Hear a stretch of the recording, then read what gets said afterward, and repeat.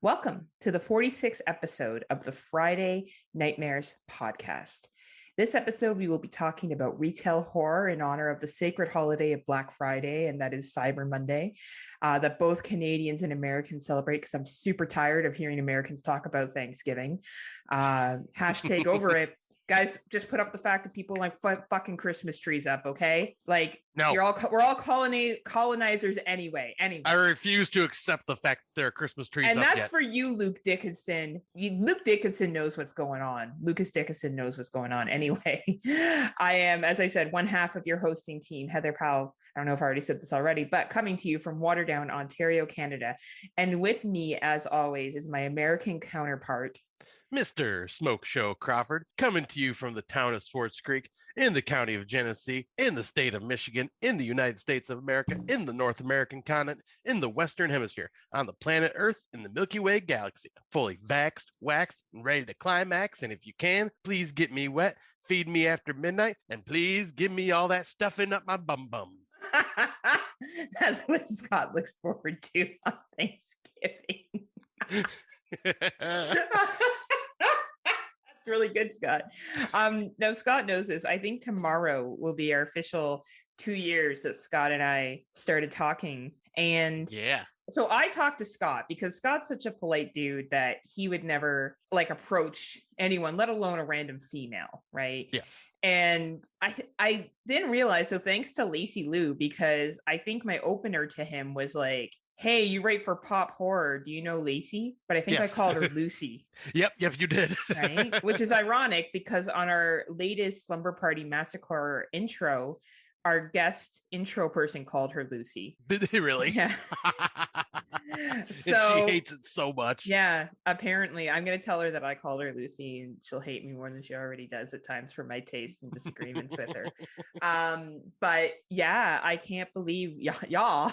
I can't believe that it's been 2 years, Scotty. And we befriended each other over a conflict. So Scott and I became friends over a Facebook conflict. So I felt bad for Scott.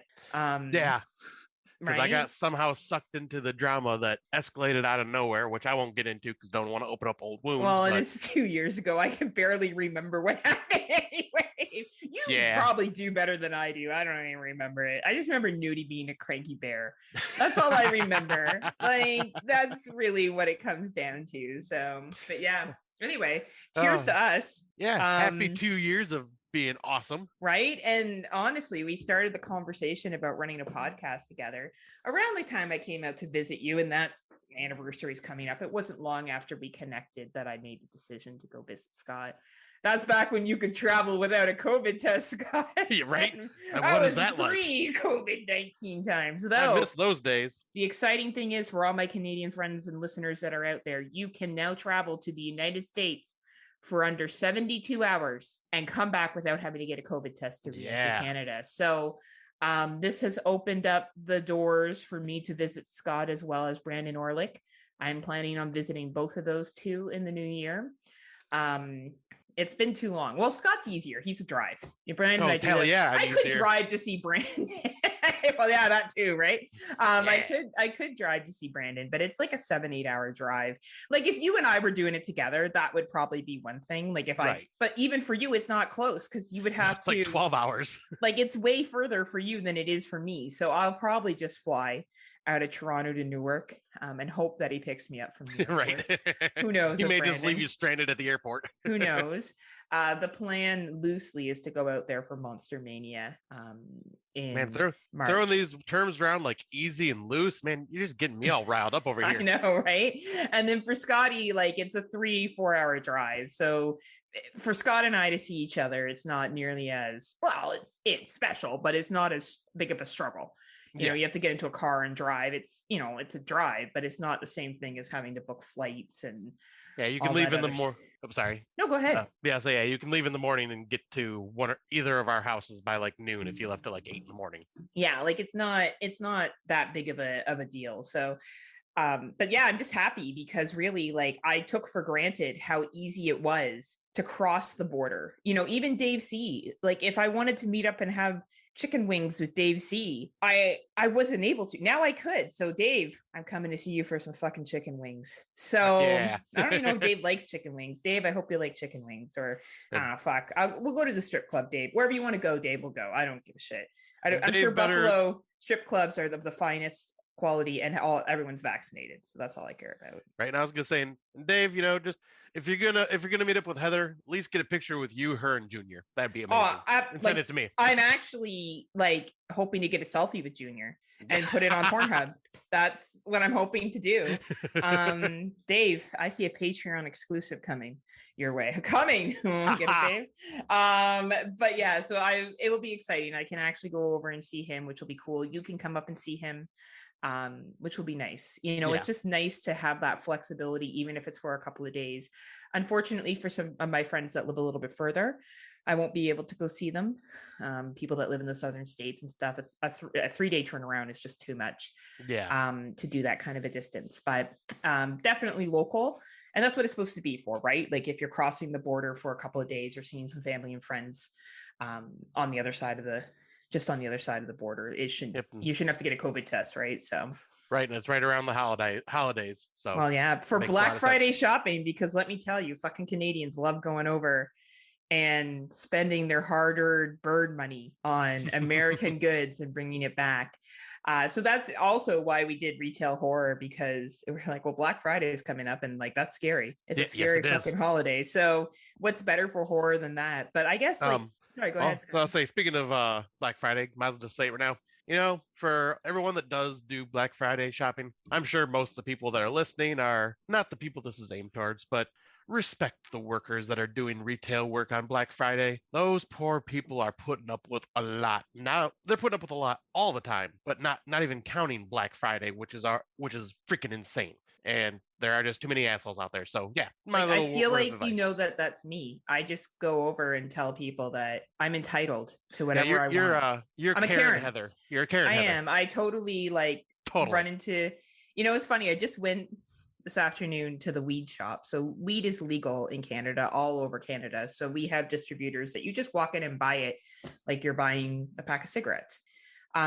So it's all, they sell all pre-made rolled joints, stuff like that. So I was picking up some joints and there was this young lady working and I came in and I'm like, oh, you guys busy today? She's like, I guess. I'm like, oh, okay. Like trying to be funny and like, cause it's a pretty specific clientele that goes in there. There's only so many people out at the time. They get everything for you. They walk you in, they walk you out. Like it's a very structured, classy experience. So I always find it weird when you don't like people, not that I think, you know, they should roll out the red carpet for me or anything, but when you're trying to just make casual conversation, but I guess you never know what that person's experienced that day. Right. Right. Like I'll say, cause people are rude. I mean, we've experienced it everywhere. It's true. Not here though. When you came to Canada, everyone was. Well, besides the 6 anti-masker protests. Oh yeah, that was the funniest thing. I don't think we ever talked about that, have we? On the show? We never did actually. But that was freaking hilarious.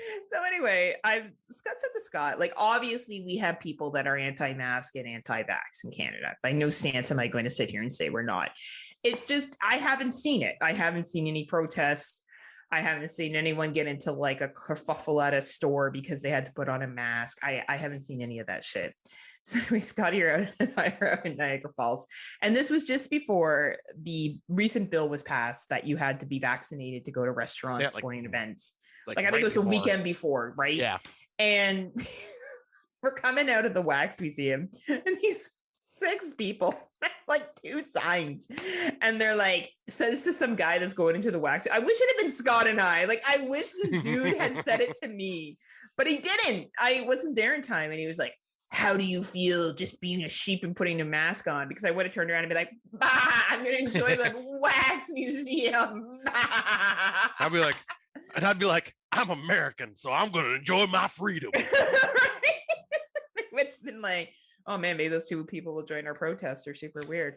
And there was literally 6 of them. That was it. There was these 6 people. It was the most pathetic protest I'd ever seen. Protesting, walking down Clifton Hill. And we're like, what losers, right? Like everyone was laughing at them. It was really funny.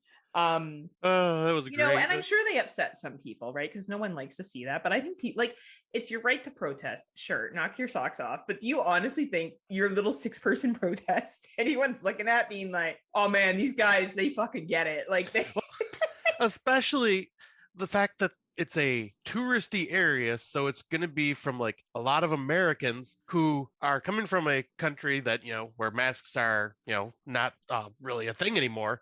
But the ones that are coming over are fully vaccinated and already know that they got to wear a mask when they go into stores. So you protesting to American tourists who are already expecting to wear a mask and not throw a fit, you're not doing anything. Well, or even internationals, like we're letting international people into the country if they've been vaccinated. So like literally, you're right. If there's any tourists there, they're vaccinated. And now, like I've been at restaurants, I've been at movie theaters, and they have been packed. Like, oh, I bet. Packed. I went out Devil's Night to Absence. We talked about that a couple episodes ago. Packed. And like all these people that were like, I'll take my business elsewhere. All right. Enjoy sitting at home while the rest of us go out and have a good fucking time. Right. Enjoy ordering online and just being a homebody. Who are you? And that's fine. Like if that's your prerogative and that's how you feel, that's absolutely fine. But there's rules and regulations. I can't get in my car and drive drunk. I have to have a license. I have to follow rules of the road. I have to follow lots of different things. I have to be 19 years old to buy marijuana.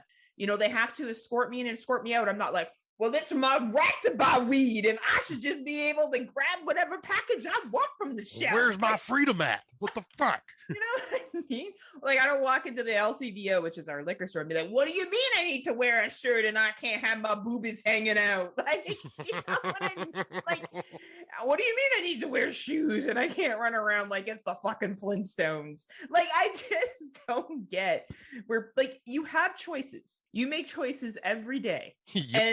And that's okay if this is the choice you've made. It's not forever. This policy is only in mandate till March 2022 for restaurants and stuff up here. And it's just to make sure cases stay under control over the winter months. Like it's very common sense, but I don't know. We all make choices and you got to live with them. And I feel people have a hard time with accountability and just accepting that they make choices, Right. I was going to say, yeah, that's the thing. We make choices. We got to live with them. And we're the ones that are okay with it because we're the ones that are making the correct choices in our eyes. Where these guys are just like, yeah, we're not going to do it. Oh, this is bullshit. Why can't I go here? Well, maybe there's cause and consequence. Or cause and causation. It's just like, but it's like that for everything. I got a sticker in the mail. So I got a letter from the Ontario government. I didn't renew my license sticker in April 2021 because we were in our second lockdown or third lockdown. I can't remember now. Third lockdown. And everything was closed. So I was like, oh, fuck that shit. I'm not renewing my sticker. So I got a letter that was like, anyone whose birthday is in April who hasn't renewed their sticker yet needs to do so this month. So you know what I did, Scott? Renewed my fucking sticker. No, because... you grabbed a bald eagle and just started screaming, I'm going to be an American. A Canadian goose. I grabbed a Canadian goose. But you're inspired by our freedom waving. I am very much so. I paid for my fucking sticker. Do I like it? Of course not. Do I like paying my property taxes? Of course not. But this is just life. And this is what happens when you live in a civilized, organized society. Yeah. And I always find it so funny when people just, I don't know, like you have the choice not to go do these things and that's okay. But you know what? You do you. I'm so excited that at least now I can cross the border for 72 hours. I can go see Dave C. We can go to Honey's in Buffalo for chicken wings. He can go over the cover test with me. We can talk about Halloween Kills and Junior. And like probably I can't smoke a fatty because I got to come back over. But if I ever can stay for a longer period of time, Dave and I can smoke some fatties together. I think that would be a lot of fun, getting high with Dave C. Would. Fuck yeah, I feel like Dave C would be the best partier. Dave, I can't wait to fucking party it up with you. We're gonna have a great time. It would be a blast. For those of you who don't know who Dave C is, because we're bringing him up like he's our boyfriend. He and Brandon Orlick and also Christian Luciani are part of the Exploding Heads movie podcast. If you're not a fan, we recommend checking them out on Patreon. They are very, very funny motherfuckers. So please check them out. Yes. But yeah, horror wise, I feel like things are slowing down. The horror choo-choo train is coming to a close. I'm finding. I don't know about you, but yeah, well, I have a lot I still need to watch. I just got distracted with wrestling. That's not all you got distracted with, Scott. No. Wrestling is not what you've been distracted with. Let's stop lying to the people. Well, no, I mean, I'm also dating Mandy still, so yes, got my distractions there. And I was dog sitting. Scott won't call her this, but I call her his girlfriend. And I told my dog that she was his girlfriend. And so I sent this funny video to Scott to be like, well, I've decided you're together, right? Because in my head, it just makes sense for me. Whether they are or not doesn't matter. In my head, it's just easier for me to explain to my friends. So I take this video of me telling my dog, I should post it to our page if Scott ever gives me permission to. It's really funny. And I tell my dog that, Scott and Mandy are official or whatever. And he looks up and then he sticks his head back in his bed and goes back to sleep. And it's the funniest shit ever. If Scott is ever okay with me sharing that one day, it is pretty funny. It cracked me up. It was funny. It was a good loose, but you have been spending a lot of time with Mandy, who is also a horror fan. Mm-hmm. And you guys have been watching Game of Thrones. Yes. Right. Have you guys been acting it out while you watch it? No, that might get a little dangerous. You suddenly pull out swords and you guys have like a duel in her apartment and shit. Yeah, and then just lots of violence. That would not be good. Have you told her you almost went pro for magic yet? Have you broke it to her that she's dating a celebrity? Honestly, I don't remember if I have. I will have to bring that up. Not only do you have this world famous podcast, you are also a former almost pro magic player. Like, she's hit the jackpot. She should be putting a fucking ring on your finger. That's how this should be going on. Yeah. Like, she should buy you the best wizard staff she can find. Well, that's for your hand in marriage. Well, it's kind of funny you bring that up, but I was showing her all the photoshops that people have done of me, and of you and I, but because I'm mainly the target of a lot of the photoshops. A lot, yes, mostly. And as you can see, Mickey agrees. Yes, and I was showing her all those, and then she's just like, "Wow, I'm dating a celebrity." Sorry, I had to mute myself there. That was funny, Scott. I was laughing. Mickey is still barking. Absolutely, you are a celebrity, though. That's the thing. You absolutely are one. Like, we joke, but everyone knows who you are. You're extremely popular. I'll say both of us are. Yeah, but you have this more appeal to you, and I think it's because I bully you and you're the underdog, which you're welcome, by the way. Thank you. So yes, we're very happy that Scott has been seen. In my head, he's already married with 5 kids. Oh, good Lord. I'm just hoping there's going to be a bachelor party, Scott. You know what I'm saying. I was looking up the cost of having strippers come to your home. That's another story for another day. But good Lord. But yeah, like, as you can tell, the horror stuff has kind of like slowed down to a slow little dribble. That's okay. There could be some major hitters that still come out in December. I still have to see Last Night in Soho, which everyone's praising. So I'm sure it's good. Yep, that and one that's on your list I still really want to see, and it's not in theaters near me. Oh, the Antlers? Mm-hmm. Yeah, we'll get to that. We'll talk about that. But I guess we'll get into our 2021s because we've kind of already downplayed. We're like, we'll talk about the garbage. Yeah, well, I was going to say, where it was, I carried the show on my shoulders last week with all my 2021 watches. It is now back to you. Because you're too busy watching wrestling, right? Right. Well, I've been watching AEW pay-per-views. And those are like 4.5 hour long shows. So do you mean wrestling or do you mean other kind of wrestling? I mean wrestling, smart ass. Oh man, I would mean the other kind. But anyway, I wrestle with myself, but that's another story. You're like, where'd that hand come from? It's turning heel. It's turning heel. You're trying to put like the sleeper on yourself. That's great. Anyway, the first movie we're going to talk about today is Spore. I added the wrong one on here. It's not a good film. It's not a good movie. I watched it because I thought that, I'm like, oh, other people are watching it. Maybe it will be good. It was just really, really kind of like low budget. The lives of 10 strangers intersects through a terrifying chain of events as a mutating fungus begins to spread through a small town and wiping out everyone it comes into contact with. I will give the movie credit for its concept. I think a mutating fungus is cool. I think that's something that you don't necessarily see all the time. I guess. I don't know. We've seen a lot of mutating shit. I was like lately with like the fungi thing. I feel like with the pandemic, everything's spreading and then it's like everybody's dead. Well, be prepared because, art imitates life. And so we'll be seeing a lot of this stuff for a while. Oh, you saw this movie too, The Spore. Oh, what did you think? I thought it was okay. I really liked the practical effects. But yeah, they were good. Yeah. But it ended up kind of being an anthology, kind of not, because it was just telling 10 different stories. Yeah. But it really never gave you a focused character in any of the stories really to like root for. It just kind of threw you in the middle. Their story ended. Then it's just like, oh, what am I rooting for here? There really wasn't much of a story build up. I agree. You didn't get the point. Yeah. Right. It was more just like what's the point of all this? Yeah, it's like you were thrown into just like a quick glimpse of an event someone went through without really much go off of. Right. It was like a Friday night for me.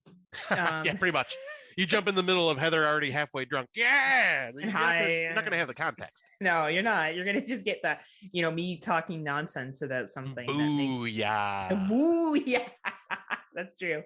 Oh man, it's been a long time since I've had a booyah. It has been. I'm worried. Are you okay? No, I'm trying to finish grad school. That's why. No, those protesters just got to me, Scott. I'm really fighting for freedoms on the weekend. That's what I like to do with my spare time. So this is like a poor man's anthology. I don't know. I don't really want to recommend it. I don't think it's that great even for low budget, but it is available on iTunes, Google Play, Amazon Video, Flickfling, and YouTube if anyone is interested. Flick the bean? Yeah. No, that's a different movie. that's like the porn tube. I would definitely give a review of that one. I would definitely. Hey, you know what? Probably was better than this. So the next one is the beta test. This is a 93-minute runtime. It is directed by Jim Cummings. He also stars in it. And it's funny, like it's real funny, but you have to like Jim Cummings humor. If you don't enjoy Jim Cummings humor, you're not going to like this. So if you liked The Wolf of Snow Hollow, you'll like this movie. If you didn't like The Wolf of Snow Hollow, skip over this because you're probably not going to enjoy it. That's my advice to you. Yeah, I'll say like this is one of those like sexual erotic, or not even erotic, but sexual thrillers type stories. And yeah, it's just like, really for example, well acted and entertaining. Tim Davis, who's the heel of our podcast because he refuses to have me on Wrestling for Dummies. Because you know what friends do? Friends organize a time to come on each other's podcast. Ooh, that's what they do. I dropped the mic. Tim comes out. Let me tell you.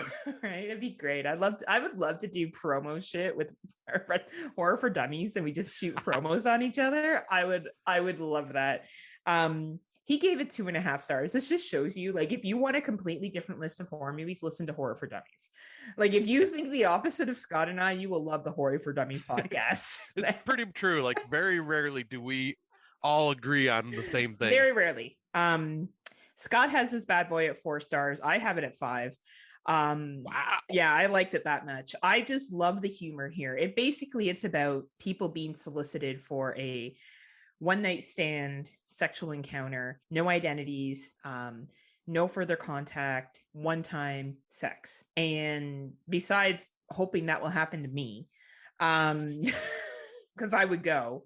For sure. No problem. Would you go? If I knew, like, if everyone that was going to it was clean, yes. Oh, that's a much more mature approach to take, Scott. Like, if it said you have to be clean to do this, then yeah, absolutely. Okay. All right. Well, yeah, me too. Well, yeah. I didn't think of that. Good point, Scott. So anyway, this movie kind of goes on. What if you did this and what would the consequences be? And you can imagine it follows a couple of other people briefly that do this and the outcomes of it. And it's just awesome black humor, like black comedy, black humor, whatever you want to call it, dark humor. It's just really, really, really funny. So if you're interested in this kind of thing, it sounds like your jam. You can find it on iTunes, Vudu, Google Play, Microsoft Store, and DirecTV, and it is called The Beta Test. Yep, this is definitely a high recommend. I had a lot of fun with it. Now I realize I just assumed you didn't watch any of these. Have you watched this one? Nope, the rest are all yours till the very last one. Shit, sorry. No, that's all right. Oh wow. Like I said, you're carrying the show this time. Well, it's because you're too busy always watching Games of Thrones and not wrestling. So School's Out Forever. This is a 105-minute runtime. Brandon Orlick from the Exploding Heads podcast recommended this to me, and Brandon never steers me wrong with recommendations. I don't say enough nice things about Brandon. I always make fun of him, but he has really good taste in films. And he likes me. Yeah, absolutely. And he has never yet steered me wrong with a movie. He really knows his stuff. So anyway, I really like this film. It's basically another take on a zombie outbreak with the zombies not being the main focus. More of a survival within a private school and other issues that come with zombie outbreak and the focus of that. So I think this is a hidden gem of 2021. I think a lot of people will skip over it and not watch it because it's not being talked about. And really, let's be real here. Unless you're some of the top 20 to 30 horror movies, you're not talked about. And yes, you do miss out on gems if that's all you do. Yeah. So I strongly, strongly recommend this one. It's a really good take, as I said, on the zombie drama without a lot of zombies. Tim Davis actually gave this 3.5 stars. Thank you, Tim. You're actually earning respect in my book. You're redeeming yourself, my friend. Maybe we can tag team at SummerSlam. I'll tag team him. All right. So give him a good old Scott Crawford, if you know what I'm saying. And listen to Horrors for Dummies on the Padded Room Podcast Network for more information on what a Scott Crawford is. So we have this movie is available on Google Play, Vudu, Hoopla, and YouTube. It is worth whatever rental cost you pay for it. Same with the beta test. I strongly recommend checking this one out. That includes you too, Dave C. Before the end of the year. All right. Next one. Motherly. This is probably one of the more predictable horror films I've watched recently. It is about a young lady and her mother that live alone in an isolated farmhouse, and things are not as they seem. And there is somebody out to get them. You learn pretty quickly once you've learned the reason why they're at the farmhouse, why someone's out to get them, and you can kind of put together with your big brain why it is. Not a bad acted movie. The little girl does a very good job. Even Scott's showing me how big his brain is with his hands. It's huge. Huge. Massive brain he has. So it's fine. Honestly, I didn't hate watching it. It was good to throw on while I was doing some work, but I didn't think it was anything overly special. It doesn't have a runtime here. I'm going to put it at, I think it was 1 hour and 17 minutes. So it has a 3.0 rating on Letterboxd, probably because not a lot of people have watched it yet. It is available on iTunes, Vudu, Spectrum On Demand, DirecTV, and Microsoft Store. I would say no more than a $1.99, $2.99 rental, or just skip over it. I don't think it's going to be something that's really going to do it in for anybody. And the next one is the movie we kind of talked about earlier, the theater watch that unfortunately Scotty could not get to. Yeah. Sadly. Yeah. Antlers. So Antlers is a 99-minute runtime. Carrie Russell's in this. And, every time I see her, I think Felicity. So I'm really glad when I see her in other roles that don't have to do with Felicity because it kind of helps see her as something else. The rest of them, and Graham Greene, they're a famous Indigenous actor from Canada, is in it as well. But those are probably the most recognizable people. The kids in here are great. I think, honestly, the review that Tim Davis and Daniel did on the Horror for Dummy, I swear to God, this is just an Exploding Heads and Horror for Dummy fucking promo podcast today. Well, Horror for Dummies are our boyfriends. It's true, right? They did a great review on it, and I think that Tim's very right on with there was a scene that probably should have brought tears to my eyes and it didn't, which is fine. Like, I didn't think it was a bad movie. I thought the legend that they were speaking about was very good. The special effects were very good. It really ramps up at the end. There's lots of action and it goes really, really quick. Do I think it's like the best movie in the entire planet? No. Did I think it was like crappy and shitty? No. I think it was just okay. I have a feeling I'm going to be Daniel on this one, and you're going to be Tim on this one. Like when I finally do see it. Yeah, maybe. Because this is like a movie I'm dying to see. Like so excited to see. Yeah, I was really excited to see it too, Scott. Yeah, so I just have this gut feeling that, yeah, I'll be Daniel in this and you'll be Tim. I don't think you will. I know you pretty well. I think you'll be around the same as me. Like, I think you'll enjoy it. Like, don't get me, I enjoyed it. I had a good time with it. Like, I thought it was fun. I thought some parts were really suspenseful. I love the myth in it. It just didn't make me feel the emotions I was supposed to feel. Gotcha. Right. So that's where I do agree with Tim. And Tim and I are going to unite at full gear. And now, are you going to be the face or the heels? I don't know. We're going to do a heel turn probably. Good. Or Tim does a heel turn and I do a face turn because I feel like I'm the heel in that relationship. I feel like I would always be the heel. At least, especially in our relationship. Oh yeah, but I love being the heel because I'm such like an actual softy, nice person that pretending to be like someone who doesn't care about anyone is fun. Right? That is true. Right. So anyway, Antlers is available in the movie theaters up here in Canada. It's available at Cineplex. It's not available anywhere else. It's kind of hard to find, to be honest with you. At the theaters right now, it's slowing down where it's offered. Scott missed it at his theater, so if you can catch it in the theaters, I do say it's a good watch. Like, I don't regret going to see it. I would enjoy it as a theater watch. Just wasn't as good as I thought it was going to be, but maybe I had too high of expectations. That could have been an issue too. That could be, yeah. Right. And finally, the last one that I will talk. Oh, well, I'll let you talk about the last two because you've seen them, right? Just the last one I've seen. Oh shit. Okay. So the last two I'm going to talk about is Human Animals, and I think the Spanish pronunciation is humanos. Venom's like, fuck you, Heather. That's not how you say it. Venom is from No More Room in Hell Fresh Cuts and is an excellent podcaster who has Spanish heritage who will be very mad at my mispronunciation of those words. But it's a pretty good film. It's available on Prime. It's an 88-minute runtime. I'll just go by its English name, which is Human Animals. If you saw last year's Prey, I'm pretty sure this is the same German Shepherd. Who's a good boy? Right. And this is a much better movie he's in. Basically, what happens is these people are living in a high-end neighborhood and someone gets bit, a little girl gets bit by the German Shepherd, and chaos and the relationships fall apart because of it. Very gory, some excellent gore in this movie. The ending is a little cheese, but dark at the same time. It's available on Prime. And if you like home invasion, stalking, neighborhood gone wrong, relationships gone wrong movies, this is definitely a must watch. I love Spanish films because they don't necessarily shy away from really sad endings and they don't give a shit. I still think of how I watched The Occupant last year and that ending, what a fucking downer. Right? Right. They don't shy away from the hard stuff. So if you wanted to watch this, it is available on Prime. If you don't have Prime, it is available on DirecTV and Pantena. I don't know. I guess it's a new channel in the States. Have you heard of it? No. Anyway, so I would say Prime, though. Most people have Prime. If you have Prime, I definitely recommend checking it out. And finally, the last 2021 movie we are going to talk about this evening is Nightteeth. This movie is available on Netflix, and I don't know where Netflix picked this one up from, but for not being an international film, it's pretty fucking good. It's a really entertaining vampire film that I really, really enjoyed.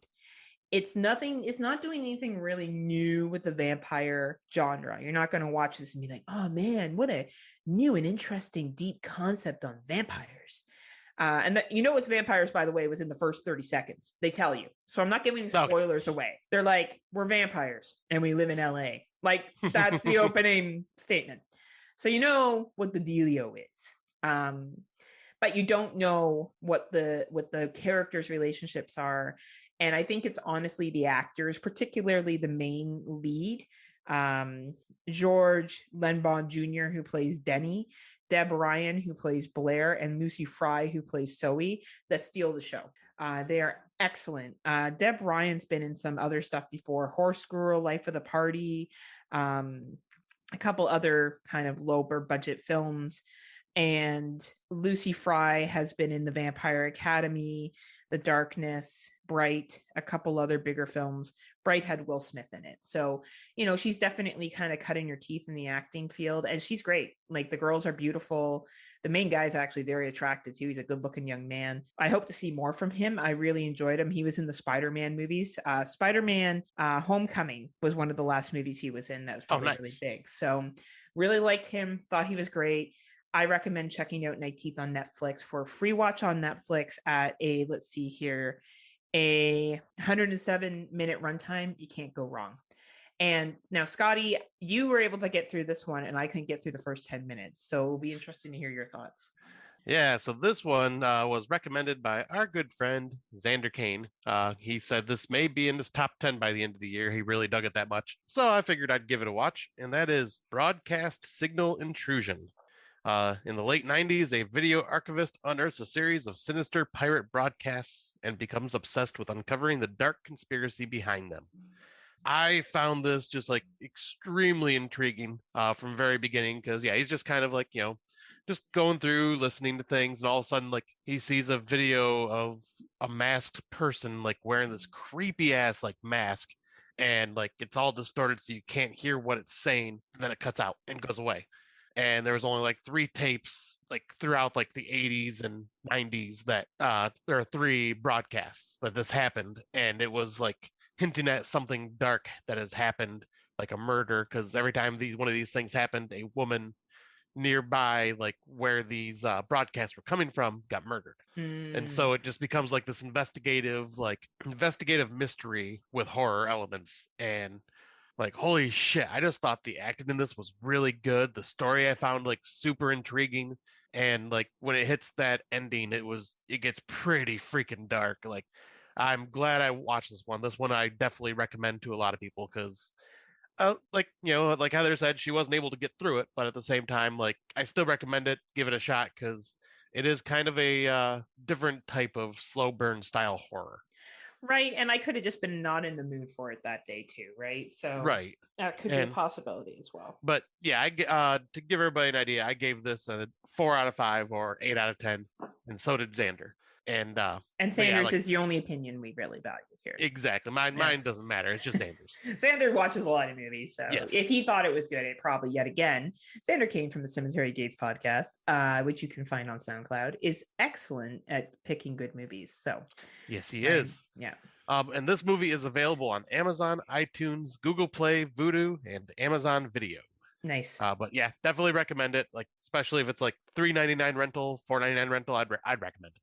Yeah, I love it. I love the list that we brought. That, you know, even as we're winding down to the end of the year, there's some movies that we talked about tonight that you really do, you know, especially if they're free on Netflix or Prime, why wouldn't you?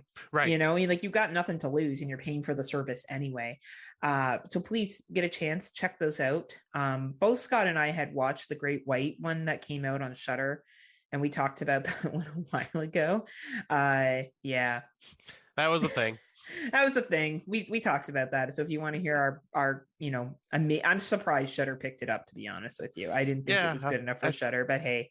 Maybe Shudder was like, you know, we need a new movie because we don't have any shark ones. So let's get a new shark movie. Maybe they were like, hey, sharky movies. And then they were like, baby shark, baby shark.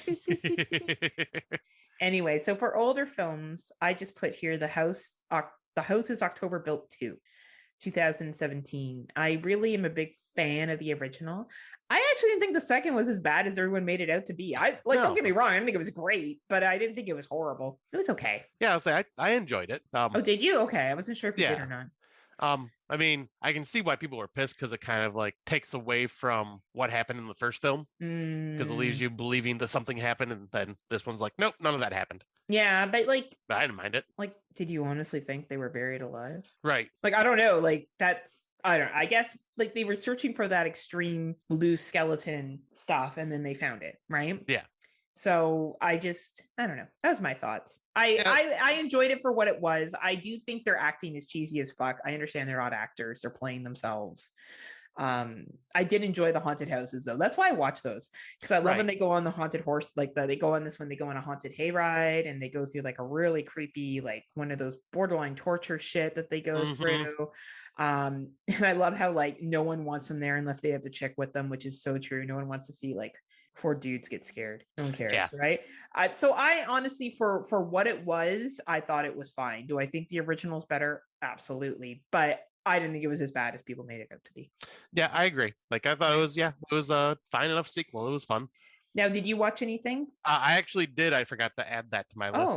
So I'm looking at it right now, and that because we were doing our top 5 1970s horror films, I was watching some 70s films that I've heard of or I've seen bits of that I never finished. So I decided to watch George A. Romero's Martin from 1977. Oh, nice. How was it? That was a really interesting, cool movie. Because it kind of plays out where this character named Martin is, I think he must have like an iron deficiency or something like that, but he sedates women and then uses a razor blade to like cut their wrist, like not to kill them, like, but just like the slice piece on their wrist, and drinks their blood because he feels he is a vampire. Oh, okay. And he's not a vampire. He's just human with a deficiency, like, and I'm guessing iron deficiency of some sort, but like it's been smacked into his head by like, I think it was his uncle or whatever, saying that, yeah, your father was a vampire and this and that, and you guys are all blasphemous and you need God in your life. And so like, I think it kind of made him think of like that he was this character and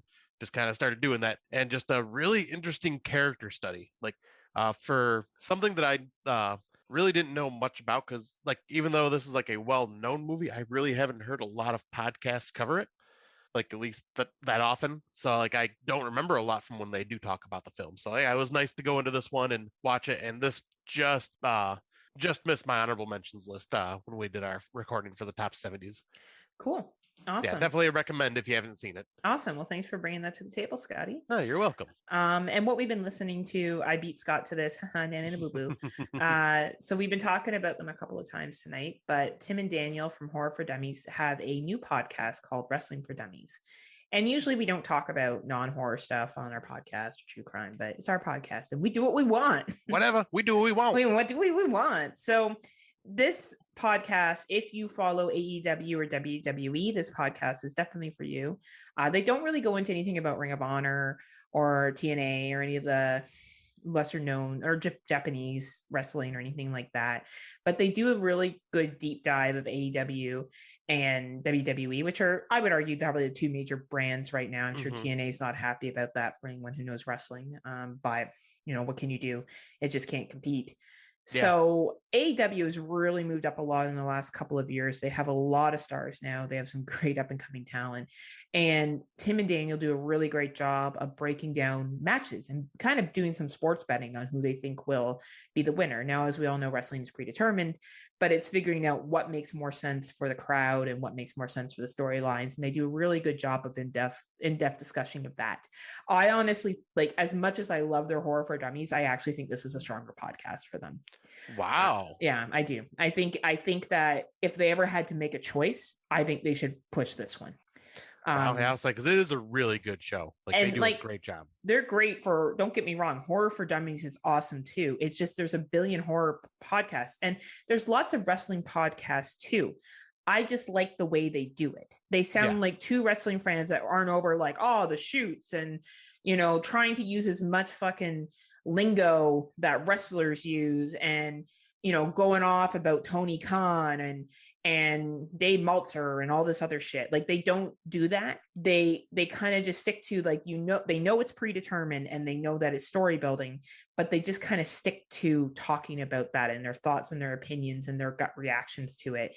And I find that a lot more, and I know a lot about wrestling. Like, I'm not an average fan. Like, I watched it for many, many years, starting back from when I was 4 years old to now. So, and I've watched ECW, WCW, like I had the magazines, like I definitely have a history with wrestling. So I think that their podcast is very strong. So if you're a wrestling fan, if you already subscribe to Horror for Dummies, it should be on their feed. If not, I suggest checking it out. Just Google Horror for Dummies and you'll see their wrestling, or Wrestling for Dummies, and you'll see their podcast. And I recommend listening to it.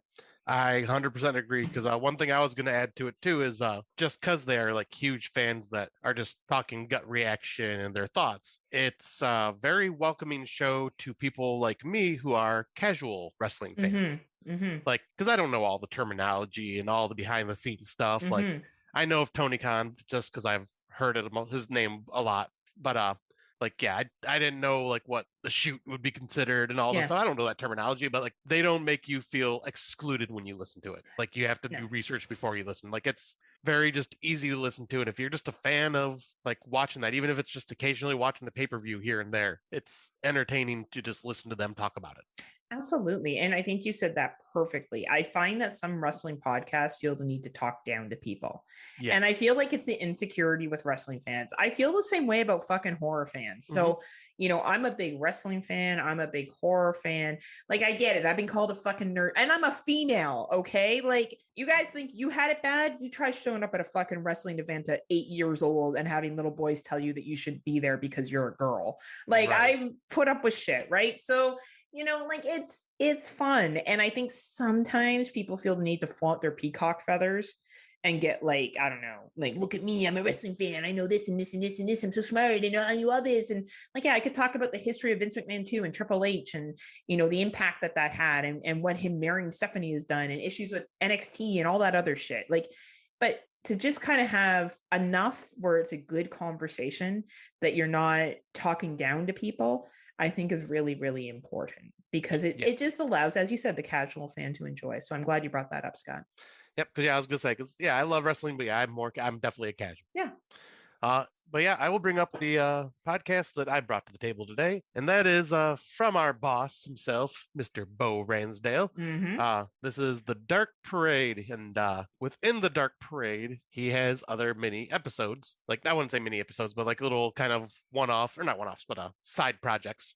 And one of them is the Dark Parade presents the Heart of Horror with Kate Pollock, and this is a podcast that is like screams Scott needs to be on the show, because are you telling Bo?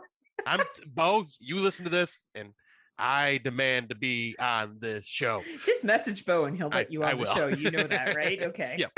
But no, this is totally like a podcast directed towards Scott, because it is romance and horror, or relationships and horror, and then they pick a movie that deals heavily with relationships, and then they like will talk about something personal of theirs that coincides with like the relationship situation in the movie. And so you get a little bit of like behind the scenes stuff from each person that's on. Court Psyops was on episode 2, so you get to hear a lot about like what he went through in his first love and all this stuff. And but they did already do the very first episode. They already did the movie that would have been perfect for me, and that was After Midnight. But their second movie was Spontaneous. So they've done 2. I think they're probably just doing a once a month show with us. But I find it just very cool that they're actually doing a relationships and horror type podcast specifically for those types of films. And I wanted to give them a shout out for that, because I want to be on the show and I just love it. Well, Scotty wants to be on the show, Bo, so you better have him on. That's the message we got today. And please subscribe to the Legion Podcast Network. You can hear this show and a variety of other awesome shows that are on there as well. So thank you again, Scotty, for bringing this one to the table. You're welcome. Scotty's always bringing the knowledge. I'm bringing the smokiness. Right. He brings his wizard staff, Game of Thrones, not wrestling, but just like, which is code for sex, everybody, in case you're wondering. Can I be on a show that just talks about sex? They'd be like, and then my first love. I'm like, why are we talking about feelings? No, I remember my first bang. I love a lot of people. I'm one big Care Bear, and I've been in love and been hurt, and maybe that's why I'm so bitter now. Like, honestly, maybe the Heather heart's been shattered just one too many times, one too many marriages, and now she's just broken as a person.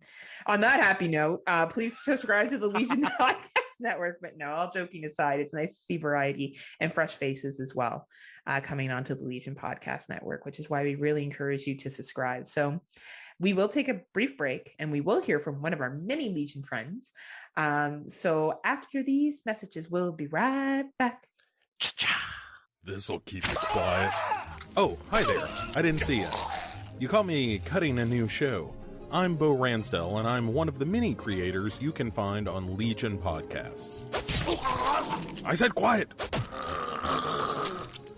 My fellow podcasters and I work hard to bring you the best in horror podcasting, but that comes at a cost. Wouldst thou like to live deliciously? Not that, but also yes. No, what I'm getting at is that there are server costs, costs for good microphones and software for editing, all the things that make our shows, fun to listen to. And you can help. If you're enjoying the shows on legionpodcasts.com or in the Legion Network available on iTunes and Stitcher, just about anywhere you can download a podcast, really, you can help us out and get a little something for your trouble at patreon.com/Legion Podcasts. For just $2 a month, you get a pair of movie commentaries exclusive to Patreon, and for $5, you can also join us for a monthly screening of a movie. All of that available on patreon.com/Legion Podcasts. We appreciate it, and thank you for listening. Now, back to the cutting room. And welcome back. As we discussed earlier, we are going to be talking about retail horror today. All the horrible things that happen when you go shopping on Black Friday, Boxing Day, I don't know, online shopping on Cyber Monday. Not too sure if anything bad will happen to you then, but where did the history of Black Friday come from? So I did a little bit of Googling and I managed to find an article at history.com from the History Channel, and it's what is the real history of Black Friday? So the first recorded use of the term Black Friday was applied not only to post-Thanksgiving holiday shopping, but to the financial crisis, specifically the crash of the U.S. gold market on September 24th, 1869. Two notorious ruthless Wall Street financiers, Jay Gould and Jim Fisk, worked together to buy up as much as they could of the nation's gold, hoping to drive the price sky high and sell it for very high profits.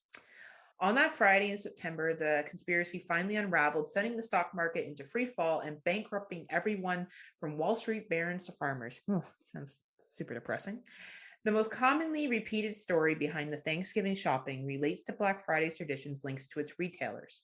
As the story goes, after an entire year of operating at a loss in the red, stores would supposedly earn a profit when into the black on the day after Thanksgiving because holiday shoppers blew so much money on discounted merchandise. Though it's true that retail companies used to record losses in red and profits in black when doing their accounting, this version of Black Friday's origins is often sanctioned but inaccurate story behind the tradition. So, what is the real tradition? In recent years, another myth has surfaced that gives particularly ugly twists to their tradition, claiming that back in the 1800s, a southern plantation owner could buy enslaved workers at a discount on the day after Thanksgiving. Through this version of Black Friday roots has understandably led some to boycott the retail holiday, and it has no base in fact. So even though this has been a rumor, there is no historical base that backs this up. So those are the three different rumors behind Black Friday. But the real history behind Black Friday, however, is not as sunny as retailers might have you believe. Back in 1950, police in the city of Philadelphia used the term to describe the chaos that ensued on the day after Thanksgiving, when hordes of suburban shoppers and tourists flooded into the city in advance of the big Army-Navy football game held that Saturday every year. Not only would Philly cops not be able to take the day off, but they would have to work extra long shifts dealing with additional crowds and traffic. Shoplifters would also take advantage of the chaos in the stores to make off with merchandise, adding to law enforcement's headache. By 1961, Black Friday had caught on in Philadelphia, and to the extent that the city merchants and boosters tried to unsuccessfully change it to Big Friday. We're going to call it Big Friday. Big Friday. In order to remove the negative assumptions around it. The term did not spread to the rest of the country until much later. However, as recent as 1985, it wasn't in common use nationally. Sometime in the late 1980s, however, retailers find a way to reinvent Black Friday and turn it into something that reflected positivity rather than negativity. And the result was red to black concept of the holiday mentioned earlier. And the notion that the day after Thanksgiving marked the occasion when American stores could finally turn a profit. The Black Friday story stuck, and pretty soon the term's darker roots in Philadelphia was largely forgotten, though still stays the same. Yeah. The idea of people swarming stores, stealing shit, acting like assholes is still very much relevant. Oh, it absolutely is. Right? Since then, day one sales have morphed into a 4-day event or a month event and spawned other retail holidays such as Small Business Saturday, Sunday, and Cyber Monday. Stores started to open earlier and earlier on that Friday, and now most dedicated shoppers can head out right after their Thanksgiving meal. So yeah, Black Friday and retail is definitely a beast to be seen. Unfortunately, there's a Black Friday movie that's coming out, but it wasn't dropped in time enough for this episode. Yeah. So we had to choose some other films, but we chose some really fun retail horror films to talk about, ranging from the 70s to just this year. So Scotty, why don't you take us away with our first one? All right. So the very first film we're going to talk about, I don't think anybody's ever heard of this film, but that is George A. Romero's Dawn of the Dead, released April 7th, 1979. Following an ever-growing epidemic of zombies that have risen from the dead, 2 Philadelphia SWAT team members, a traffic reporter, and his television executive girlfriend seek refuge in a secluded shopping mall. And this movie's been talked about and dissected a million freaking times, but this was George A. Romero's metaphor for consumerism, and when shopping malls were like such a big deal and everybody always going to them. Hence the line when they're like, "Why do you think they're here?" Well, this is what they're used to. This is something familiar for them. They came here all the time before they died. This is totally just saying how popular these giant malls were back in the day, and totally fits for the whole retail horror Black Friday theme. Because this is just malls were just giant retail buildings full of different stores. And Black Friday does have hordes of people swarming, and try. And we see that with some of these movies. We do see 2 in particular. We see the version of a swarm. Yes. Even in Dawn of the Dead, even though it's zombies, we're still watching people swarm, trying to break into a mall or trying to break into stores, banging on windows and stuff like that. We do see a lot of similar behavior. Now, we watched the 2.5-hour version, by the way. Yeah, I think that's the Argento cut. Holy fuck, was it long? Yeah. And I did not need that extra time of watching these guys go to basically the background for everybody. I didn't need that. I really didn't need that long of that time personally. Yeah, there's a reason that it's a 2-hour movie like the theatrical cut is. Yeah, I definitely enjoy the 2-hour movie more.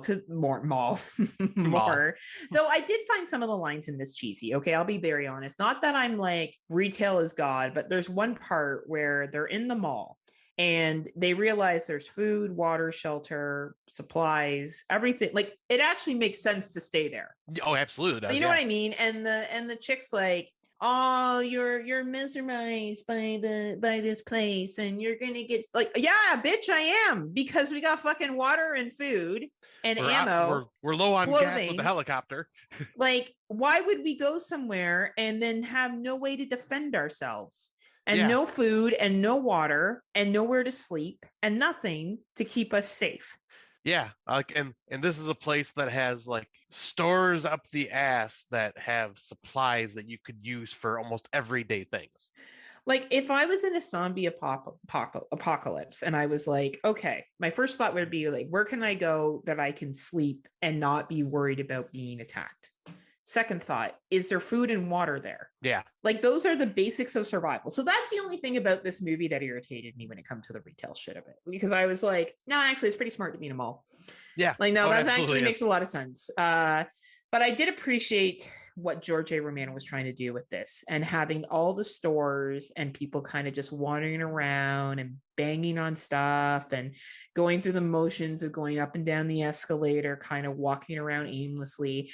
And we've all done this. We've all gone to a mall and walked around aimlessly, gone up and down escalators, and probably spent money on things we didn't need, which was the development of the mall. The idea that you could go in a condensed area that was sheltered, that was climate controlled, and take your time. And if something wasn't at one store, you could go to another store, which also increased capitalism and competition of prices. Because instead of me having to get in my car and drive to another store, I could just walk to that other store and then come back. I do this now. I went boot shopping a couple of weeks ago, and I did a whole survey of the mall to see what boots I liked, tried on some at some stores, and then went back and decided which one I wanted to buy. And I made my decision on comfort and affordability. And look, right? So like I do that now. And I'm not a big mall shopper. I usually go for a purpose, and I don't buy what I'm not tending to buy usually, but I almost did buy a skirt because I kind of got caught up in being at the mall. So I do understand Jory J. Romano's use of this and the incorporation of the zombies. I do think it's rather clever.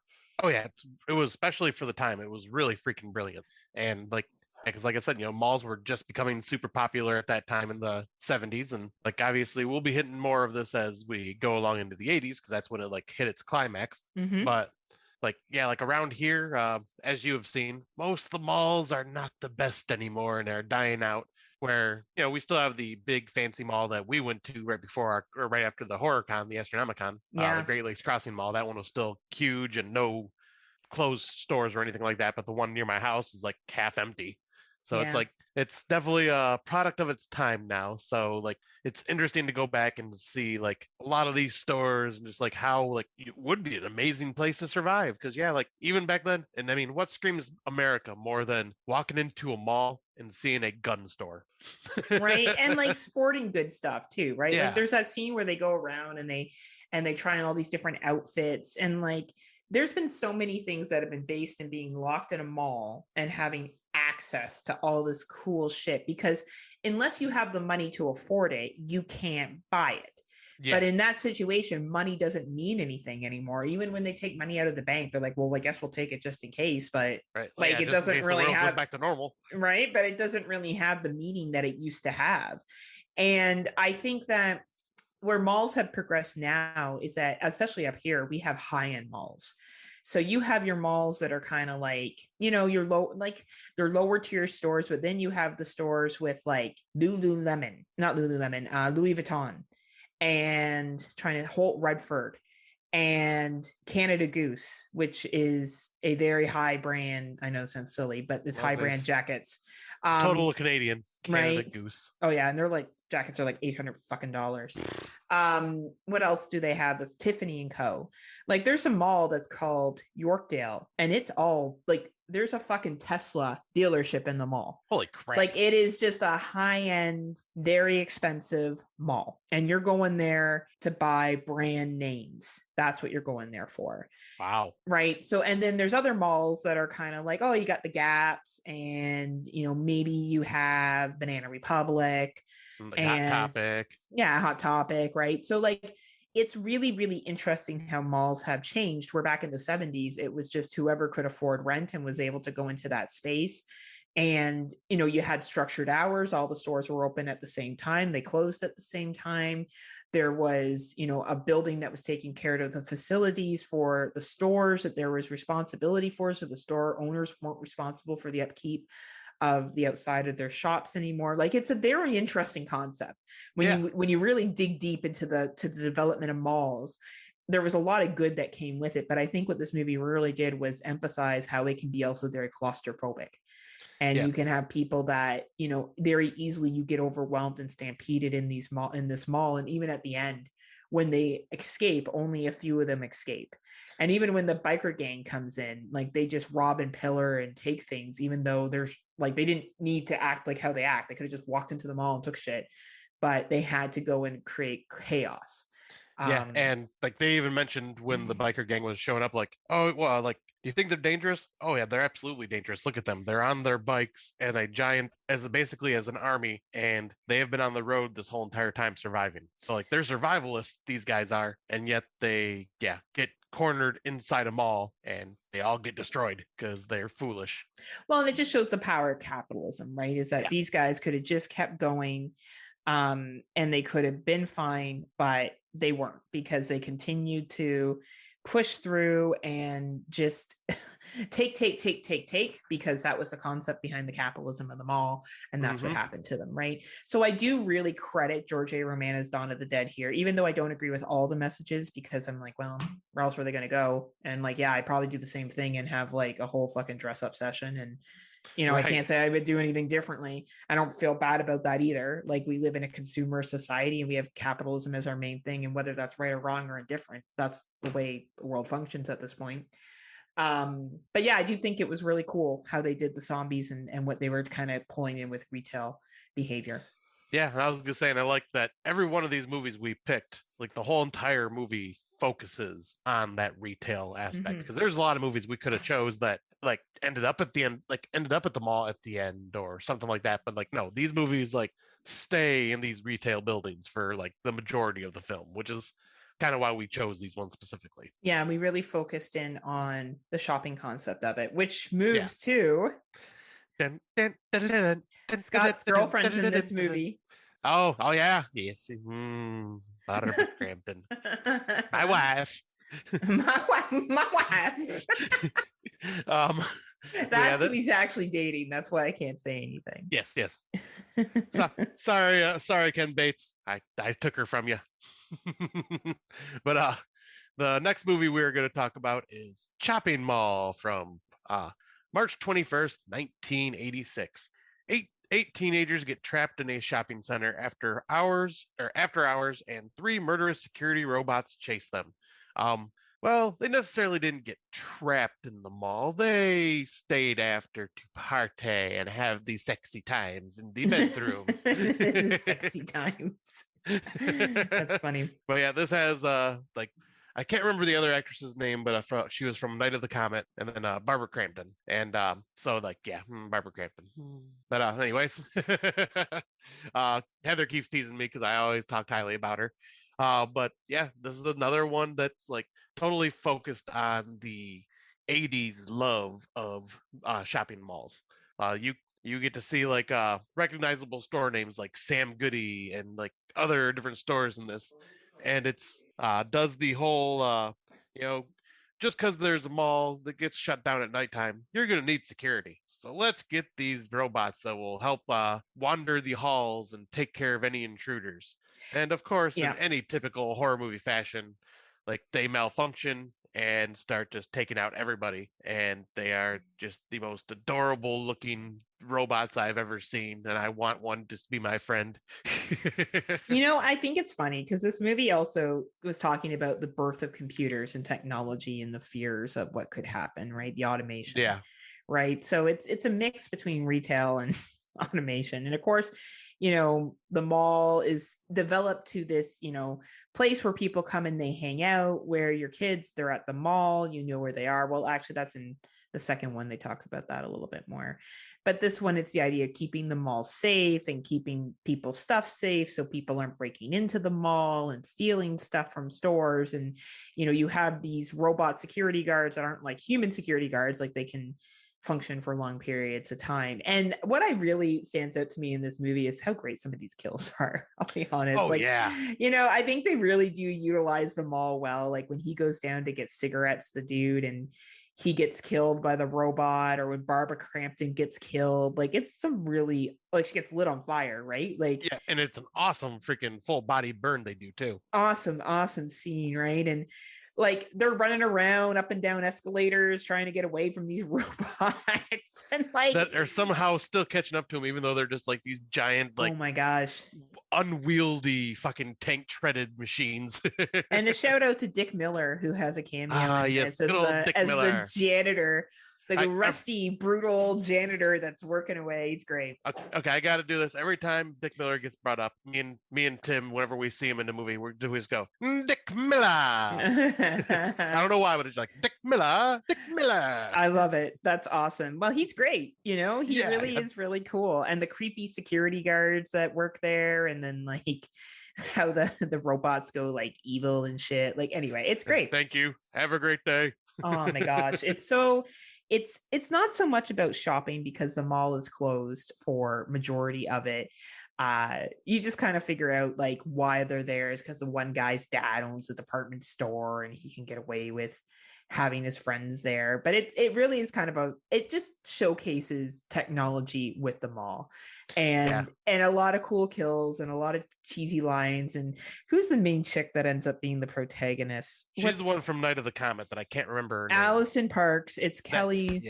Right. So Allison is great. She fights back, and her and who's the dude that lives at the end? Paul? I think it was. I'm terrible with character names. Right. And they basically manage to survive the robots and beat them at their own game. It's great. This wasn't a lot about shopping, honestly, but we chose shopping mall because it's just using the idea of these kids hanging out in the mall even after hours, and the security and the mall developing. And it does do a really cool, like 80s style montage in the very beginning of like the people shopping at the mall, going to the food court and trying to weave around the people as you're carrying your tray of food. And that's true. I forgot about that part, right? And the spillage that happens and all that other stuff. Yeah, so you get to see a bit, like you get to see the consumerism at work, but just not focused on it entirely. And one thing, this is just a personal thing I have to say, but oh my God, the guy that goes and gets cigarettes, the bubblegum chewing asshole.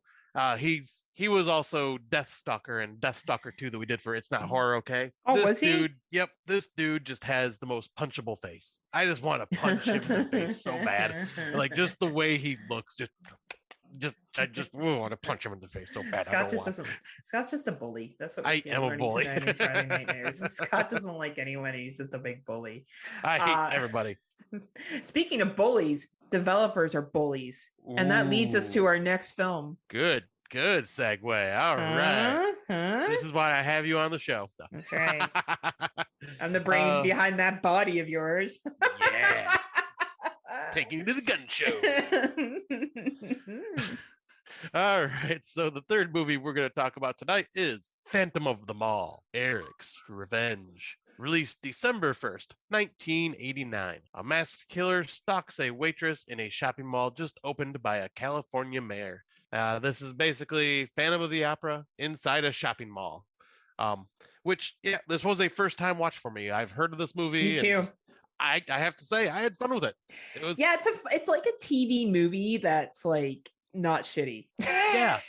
Right? Yeah, because I was gonna say, because it like doesn't have a lot of gore or violence like that. Like it gives you like a lot of the kills were off screen, but like I love this idea of like this. Pretty much the killer is this teenager that his house gets burnt down because it's in the area where they wanted to develop a mall. So this mayor, the mayor like hires these goons to basically catch their house on fire, to just clear it out of the way, to put this mall in.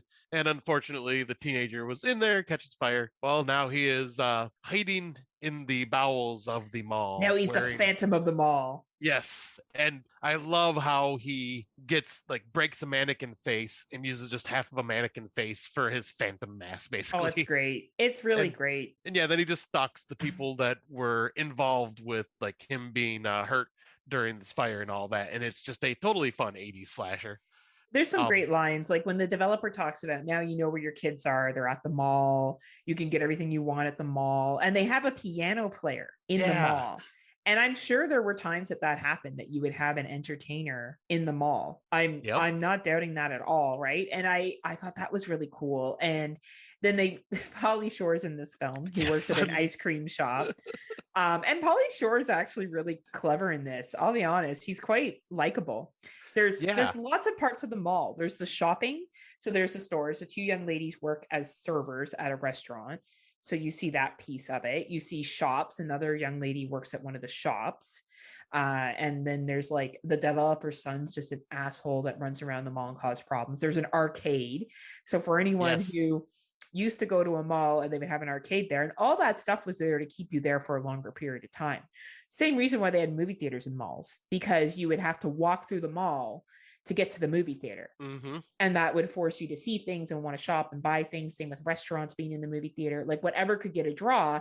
And that's what arcades used to do. Drop your kid off at the arcade and go do shopping. Yeah. Right. Give them like $5 and play in the arcade while mom goes and buys new shoes. Yep. That's what I used to do. Right. So like it was smart. Like, and I really kind of appreciated like the scenery of seeing all different parts of the mall, and even seeing like behind the scenes of the mall kind of thing. Which we got something that ties into Chopping Mall here. This is the exact same mall that was used in Chopping Mall. Oh, that's cool. So which mall is it? I can't remember the name of it, but it was Brian Sammons actually literally was reviewing this movie on Facebook as I was watching it. And he was bringing up all this tidbits of like information saying that, yep, this is the exact same mall that was filmed for Chopping Mall and everything. I'm going, no shit. Like, and then as I'm looking at both films, I'm going, yeah, like there's parts that I recognized in both movies. I just thought that was kind of neat that they used the exact same mall for this. Yeah, that's awesome. And yeah, wow, that's cool. Yeah. And, I like how they also, like, once again, they show the food court where, Pauly Shore works. So they're showing you different aspects. Like there's not just stores, like you said, like it's showing you every aspect of the mall. Well, it shows you the whole shopping experience, right? And then as people get off, you have the creepy security guards that are like leering at the girls in the change rooms and being real creepy pieces of shit that get killed. You have the guy that the developer's son, who's like a real asshole that gets killed. Like, to be honest, like for the first half of the movie, the people that get killed, you're like, well, they're kind of dicks. So right. I don't that's care. good. Like no one really gives a shit that they're dead. It's only as the movie goes on and they put together that this developer had something to do with Eric's death and she's being stalked and the reporter guy is trying to figure it out.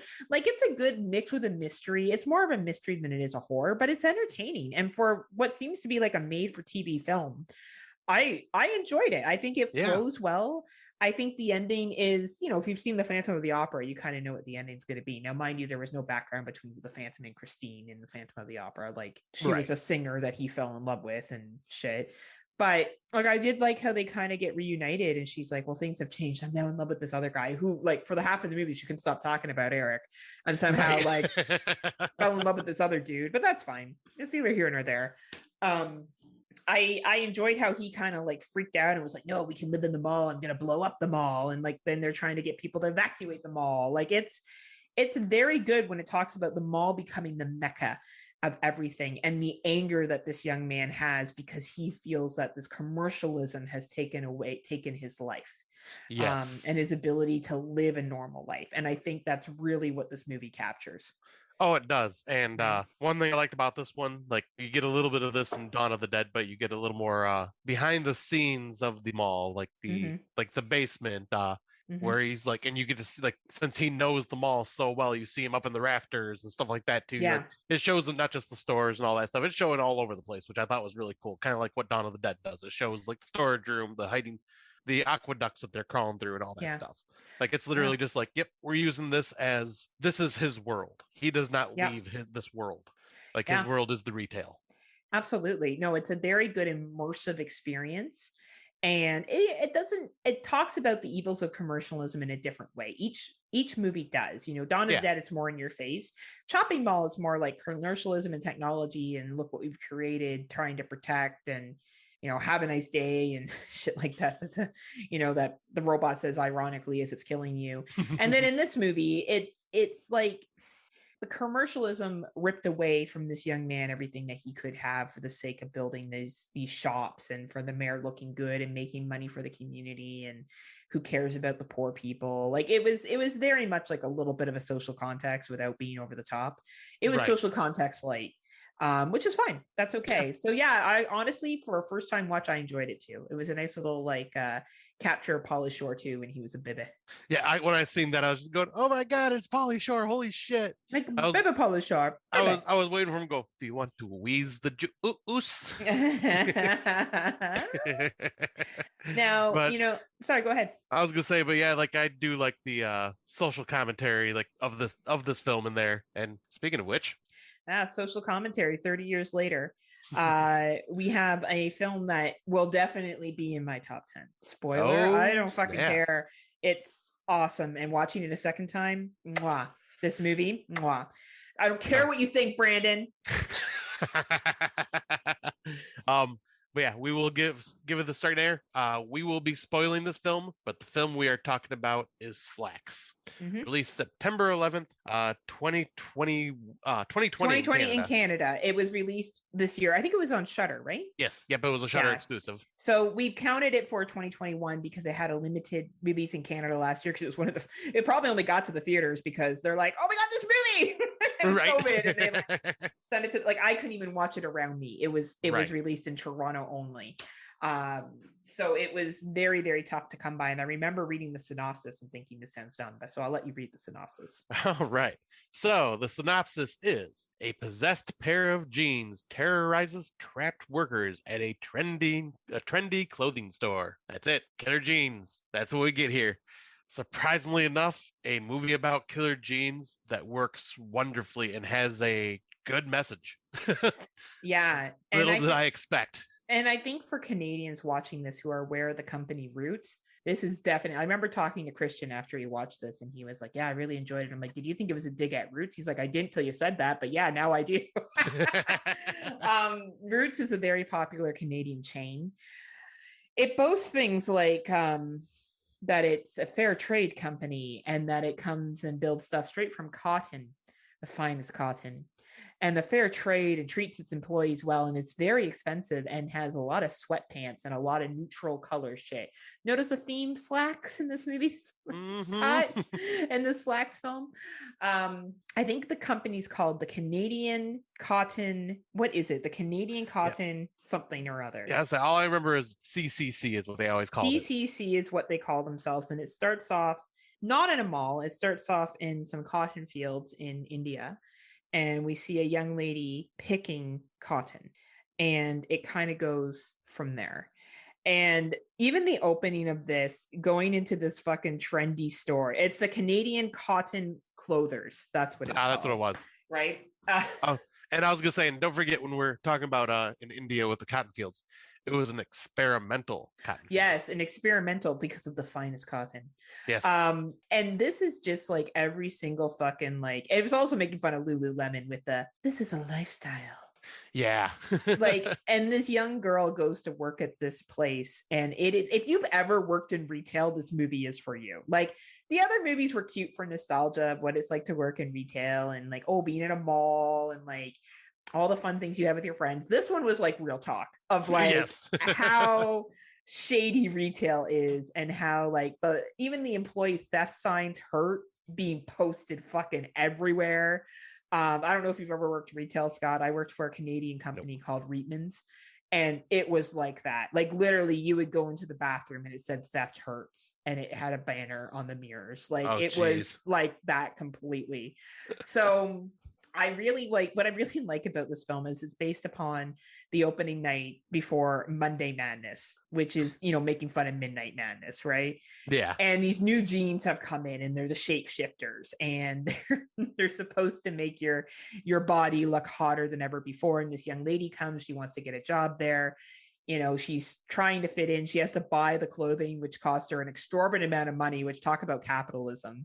Right. It costs her $175 for a couple of items. She's like, well, I get an employee discount. They're like, well, you don't start till midnight. So no. Yes, I'm sorry. Oh my God. And you bought clothing from the store? Oh, that's cute. That's out of season. You need what's in season right now. And that was 3 months ago. Honey. And that's not wrong. That is absolutely accurate. I used to have to wear clothes from Reitmans that were in season. And I would only be allowed to wear certain shoes on the floor. And it's that's what I love about this fucking film. It captures retail nothing before. Anyway, where the horror comes in is, this is a spoiler for this movie, the young lady that opened the film is killed when the cotton's being processed, and her spirit haunts these jeans. So these cottons were made into these Slaxx shapeshifter jeans because it's this new technology, blah blah blah blah blah, and the jeans come to life, and the special effects in this are fucking phenomenal. Oh, they really are. I am impressed how they did this. So anyway, the jeans end up going on a killing spree. So they kill subtly at first, and the kills are awesome. There's a girl in the washroom that's killed. There's a guy that's killed in a room, and then a YouTuber blogger gets killed, and it's just fucking mint. I was gonna say, And they nailed the YouTube vlogger with all of her followers going to this designer store, and like she's getting special access to things that aren't released yet, and doing the video, like showing like total what is that term? The so influencer? Yes, influencer. Yes. Right. Total clothing, like designer clothing influencer. Like, it's just so funny. Even the manager is such a typical retail manager with like, and they say stupid things like, how's your ecosystem coming?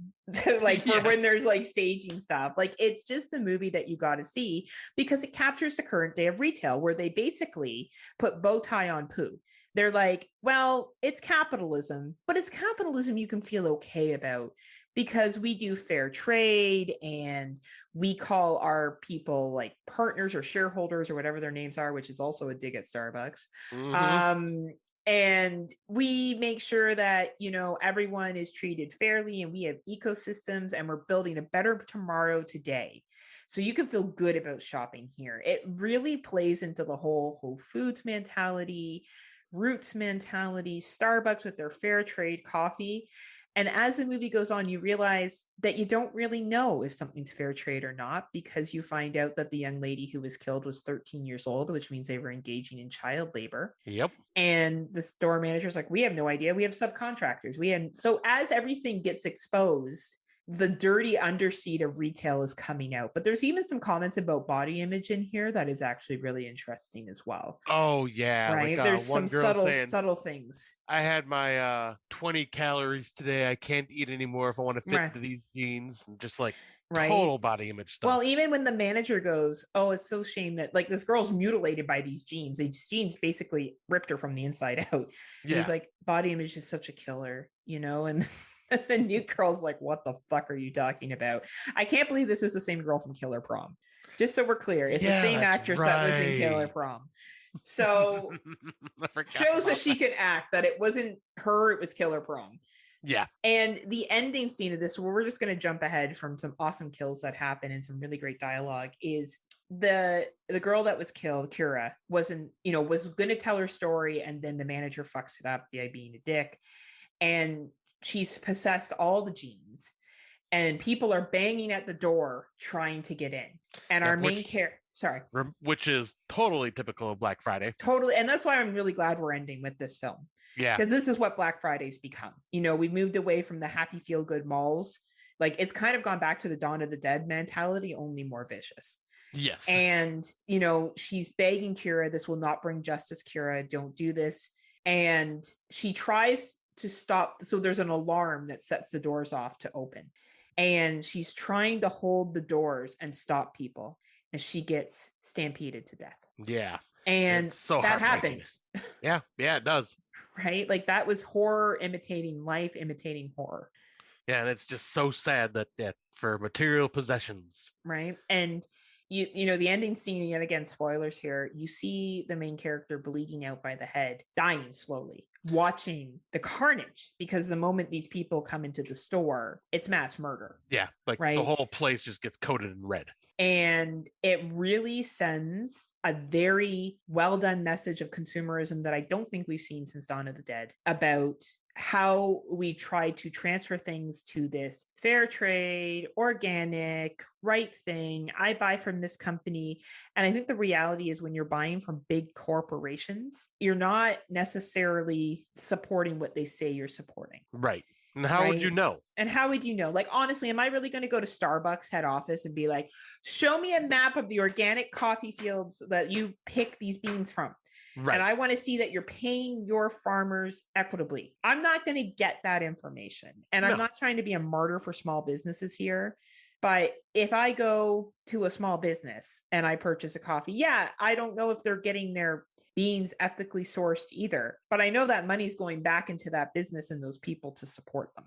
Yes, exactly. Right. I know, generally speaking, if, you know, I go to a lot of drag shows and I go to support the LGBTQ plus community, and I know that if I donate money to a cause, Adam and Steve are donating it because they make no profits from those shows. They're the two promoters that run it. Everything goes back to the performers or whatever organization they work for, like that they're donating to, right?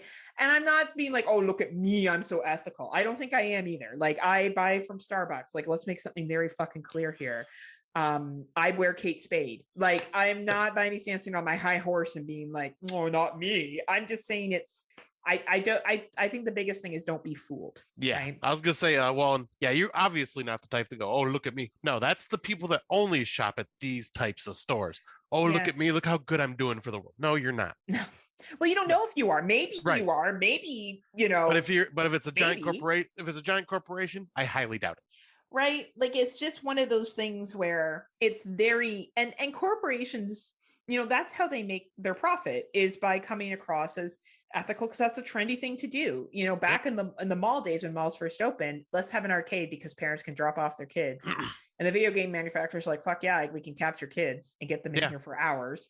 And people will spend money. Like, that was a whole mechanism to spend money. So what Slaxx done is just basically been like, oh, it's still happening now, everybody. You just put my favorite phrase is, you can put a bow tie on poo, but it's still poo. It's just prettier with a bow tie on, right? And that's fine. But I think this movie had a lot of really good messages without being over the top, but at the same time being funny, and just that ending on that really dark note, because you feel bad for the main character. You actually don't want anything to happen to her. And when it does, it's shitty, right?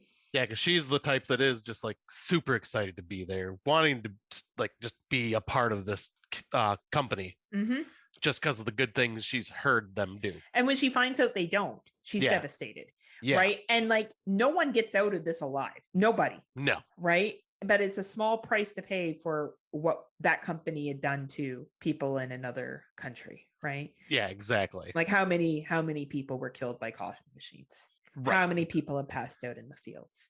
How much child labor actually goes on? Do we really want to know? Because if we know, we can't, like, what other options do we have? Like, are you going to make your own sneakers? Like, I'm not trying to be like condescending here. I'm sure there are companies that are very ethically sourced, but they're more expensive because the reality is cheap labor in third world countries, which, India is considered, is cheaper, and it's more affordable for corporations to make money in a capitalist system. Like, this is a bigger issue. And I do think this movie does a good job of kind of wrapping it up for 2021. Oh, it absolutely does. Like, this was a good cap off for our topic too. Absolutely. So enjoy your shopping, everybody, for Black Friday on that happy note.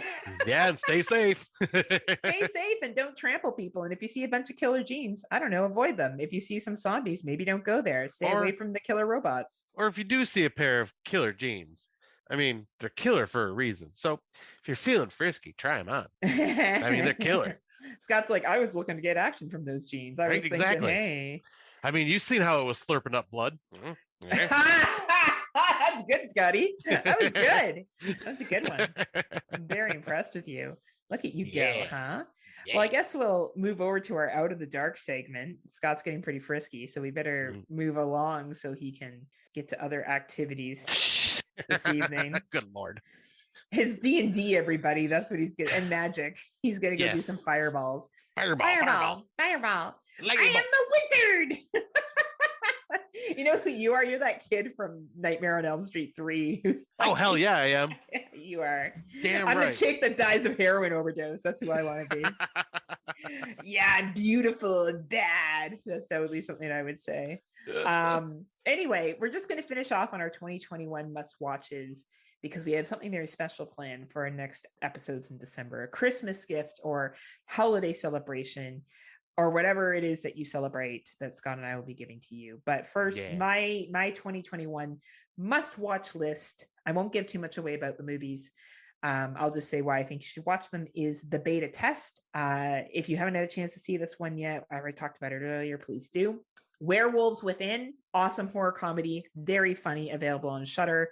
Babysitter Must Die, available on Prime. Check it out. It's really, really good. Untitled horror movie. I think this one's also available on Shudder. Was this Shudder? No, this one, I don't remember. I think this one was Prime. Prime. Seance, available on Shudder, and Digging to Death, available on Prime.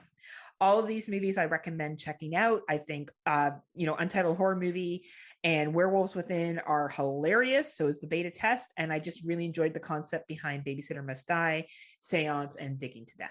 Yeah, those are all really good ones. And yeah, Digging to Death was one I was going to pick that I seen you added on the list. I'm like, all right, cool.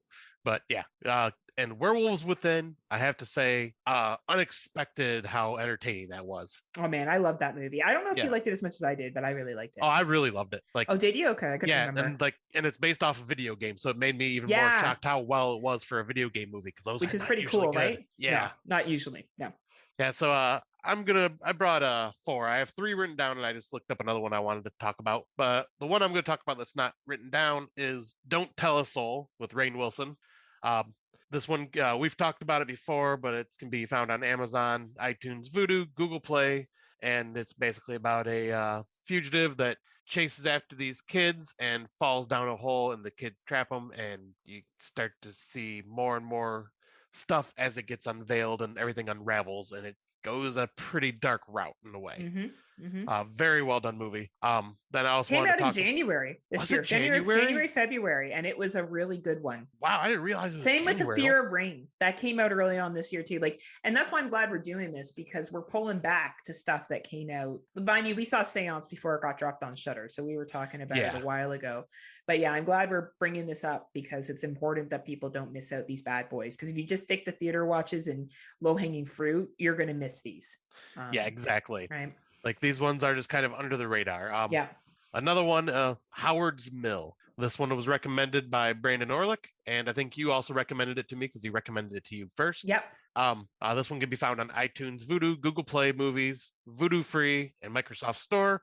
And it's pretty much a mockumentary about just these people end up going missing, and it's almost like a Bermuda Triangle case where they're just trying to figure out what's happening. And the more and more that gets revealed about like what's going on, like it sucks you in more and more and more. It's absolutely one of the more fascinating mockumentaries I've seen in a couple of years. Like, it just sucked me right in. Like, and it felt like this could have been like on an Unsolved Mysteries type thing. Absolutely. Good description, Scotty. But yeah, highly recommend that one. The next one I'm going to talk about is Synchronic, directed by Aaron Moorhead and Justin Benson, the guys that did quite a few other movies. I'm trying to get off the top of my head. I think it was Spring. Damn it. The Endless. That was the other one I was thinking of. Nice. They did 3 movies, but I'm blanking. I always get the name of the other one confused. But yeah, The Endless is one that kind of shot them in popularity. This is one that I would say is very borderline horror, but it's one that I know Brandon Orlick and I both talked about we'll be adding to our lists as horror, because it's very science fiction-y, but it's about this drug that basically creates bizarre and otherworldly effects to the user, and like kind of transports them to different realms, and just like it's just a very dangerous drug, and you have to deal with, and it's about this paramedics that are trying to figure out what is going on. And it's just a very fascinating, just trippy storyline, and has to deal with like time travel and all this other stuff, and it's just so well done, and just very like a lightly touched on Lovecraftian aspect, not like Lovecraft horror, but just like the otherworldly idea of things that Lovecraft tends to do. But highly recommend this movie. It's incredible. The other one is Unearth, which sorry, I gotta go with where Synchronic was found: Amazon, iTunes, Vudu, Google Play Movies, and Amazon Video. The next movie I want to talk about is Unearth, which stars the ever awesome Adrienne Barbeau, and it's about this company that like goes around to this small town and gets permission to start fracking on their land, and well, as the title says, unearths something. And it ends up being just like this very like, once again, kind of like a fungus type situation. And yeah, just some messed up stuff happens in this film, and it's very horrific what happens to certain people, and just like showing the dangers of fracking in like a very low budget social commentary way, though. But very good movie. And that one can be found on Amazon, iTunes, Google Play, and Vudu. And that is my recommendations for 2021. Awesome. So you've heard it here. You've heard it the best, unless you like what Tim Davis likes and listen to Horror for Dummies. Boo. Because guaranteed he'll like all the movies that we don't. Boo. He's a heel. Boo. He is a heel. But you know what? He's probably a face, actually. Oh, I'll use his face, all right. Because he's always much more kinder. He's like, other people like this, and I just didn't get it. We're like, fuck you, Tim. Right? We're going to take you in the ring right now. It's true. At Unforgiven, Tim, you will be unforgiven. I did that in a post to him, and I don't think he got it, because in WWE they used to do these pay-per-views, and like I forget who it was, used to think of the worst promos. And we would just joke, me and my wrestling friends, that all they were going to do is just state the name of the pay-per-view in their promo. So if the pay-per-view is called No Way Out, they'd be like, at No Way Out, you will have no way out. Because they just couldn't cut a promo if their life depended on it. But anyway, what we're looking forward to, I'll be honest, there's not a lot that's been released yet that I'm overly looking forward to. Yes, that includes Scream 5, because I'm not. No. Not that I have a problem with it. I will watch it, but I'm not like, oh my God, I can't wait for Scream 5. Like, right. Or Halloween Ends. Or Halloween Ends. Neither one of those am I biting at the bit for. It doesn't mean that I don't respect other people that are excited. It's just not my thing. I'm looking forward to They Hear It, which is done by the same director as It Follows. Oh, really? And is more based on sound. So I'm excited for that. I think The Black Phone has potential. I hope it's good. It looks pretty good to me. That's going to be dropping earlier in February of this year. Nope. By Jordan Peele. I like Jordan Peele, so I'll probably enjoy this. And I'm interested in they're redoing the Hellraiser. Yes, and especially with a female actress playing Pinhead. Yeah, I'm interested to see how it goes down, right? I'm interested to see what the adaptation of it's going to be. So yeah, I'm very excited for that one. Like, I didn't put it on my list because you had it, but I did put Nope. But I am also excited for Nope and Hellraiser. Nice. Like, I have zero idea what Nope is even about, but it's Jordan Peele. And yeah. I don't know. So far, I've liked everything he's done. So right, exactly. Right. Yeah, like you had three of them that I wanted to add to my list. So yeah, Black Phone, Nope, and Hellraiser. Yeah. Black Phone because it is written by Joe Hill, who is Stephen King's son. Yeah. And he's done amazing stories. So I'm very excited to see what this is. And then obviously, like I said, Nope, it's Jordan Peele. I'm curious. Hellraiser, I want it's a remake, so I'm very curious about that too. And just like the casting that they've already decided to do, I'm excited to see how she portrays Pinhead and how she looks. I'm ready for this. Well, and that was originally female in the book, wasn't it? So it was an androgynous character with a female childlike voice. Is how it was described. Which definitely wasn't in the first one. Yeah, definitely not Doug Bradley. Doug Bradley does not have a childlike voice. So. No, not at all. But sequels that I'm excited for, I will bring one up, and that is Evil Dead Rises. Nice. It is going to be the fourth movie in the Evil Dead franchise, well, fifth if you count the remake. But it's going to bring back Bruce Campbell as Ash, and it's going to be him dealing with deadites in a high-rise tower style. So I'm in my head, I'm going, ooh, Die Hard with deadites? Count me in. Son of a bitch, I'm in. Right? I'm excited. I think Sam Raimi's back for directing. I could be wrong on that, but if so, like that even has me more excited. So yeah, I'm very curious to see, because that's supposed to come out sometime in 2022.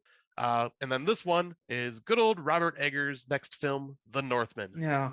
So if no one knows who he is, he's the director of The Witch and The Lighthouse. And this one sounds like right up my alley because he returns with an epic historical thriller that focuses on just how far a Viking prince will go to seek vengeance for his murdered father. Not a historical movie. No. Is he going to get real Vikings and have them make them live on a Viking ship so it can be authentic? Well, he did get it kind of, in a way, this kind of all ties in. He did get Alex Skarsgård, who's going to be in the film, who did play Eric Northman in True Blood. See? Honestly, title, The Northman. I know you love him, but you're always like, and he made everyone use the same tools to construct things in The Witch. And then they use the same camera from the time period that they made The Lighthouse. Like, it's your thing. And both Brandon and I roll our eyes. It's the one thing that Brandon and I are united on. It's like the one thing that both of us are like, oh my God. Yeah, well, this one, I'm not sure what he's going to do film-wise, but like I do love. He's going to make everyone live on a Viking ship. That's what he's going to do, and dress in Viking clothing. So well, but you know me, I'm a historical nerd when it comes to like the Viking era and stuff. So I'm like, yes, I am all fucking in. Oh man, you're like balls deep in already. Yes, like honestly, you're ready to go. Like open wide, because here I come. Open wide. So for the month of December, we've decided to do something a little bit different. We're doing 3 top 5 lists, and we have our international guest and one domestic lined up. We will be working with Kate and Matt from the Eternal Darkness of the Not So Spotless Mind podcast. Kate and Matt both have been on various podcasts before. Kate has a lot of experience with summer series. Also, Scott talked about her earlier doing the Dark Parade. Matt has been on Controllers Up, Cards Down. And I don't know if Matt's been on the summer series, but I really look forward to working with him. So we will be having them on to talk about top 5 movies that we like to watch around top 5 horror movies that we like to watch around Christmas and wintertime. Then we will have Mr. Lance Langford from the Horror Returns podcast. The man, the legend. About time we get to work with him. Like, this is a big name that we're having on. Like, Lance always listens to our podcast. He always gives feedback. And Lance is so fucking cool. And he is another one that goes to the beat of his own drum when it comes to movies he likes and says, you know what? I don't care what you guys say. This fucking movie's great. I love Lance. Bravo, one of my favorite reviews he ever did was of The Fanatic and some of the shit he said on that review. I thought he was drunk, but I don't know if he was or not, but that shit is mint. The Horror Returns is on the list of one of the top 50 horror podcasts that are out there right now. If you haven't listened to them, please check them out and join their Patreon and leave them a 5-star review on Apple iTunes. There you go, Lance. I covered it all. So Lance will be on to talk to us about top 5 remakes. Oh, yeah, he will be. Perfectly fitting for good old Lance. And we've worked with him before on the Horror Returns, but this will be the first time we bring him over to the Friday night. Well, we're bringing him on solo without Brian and Phil, who bite my fist. I'm sad that they won't be on, but that's a compliment, by the way, to them. Right. Bite my fist means hot. So's Lance, though. Lance is super hot, too. Like, both Scott and I are going to be recording without pants because we're just that excited. I'm gonna be tweaking I'll be tweaking my nipples when he's on. And then finally, the main event, the time we've all been waiting for. I so got a Scott Crawford right now. One of our most popular episodes ever before was when we worked with these gentlemen. It is hard as hell to set up something with them. We've had the pleasure of doing 2 shows with them, and this will be our 3rd. And it is Horror for Dummies. Yeah. Our final podcast will be with Tim Davis and Daniel, what is it, Loof?